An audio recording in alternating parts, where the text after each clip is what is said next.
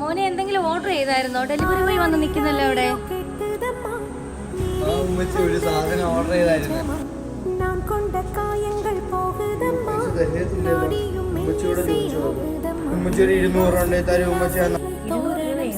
ആരോട് ചോദിച്ചിട്ട് ഇതൊക്കെ ഓർഡർ ചെയ്യുന്നത്? എനിക്ക് പൈസ ഒന്നുമില്ല. മോനെ എന്റെ അടുത്തൊന്നും ഇല്ല മക്കളെ പൈസ. നിന്റെ ഉമ്മച്ചി ഇനിയിപ്പോ എന്ത് ചെയ്യും?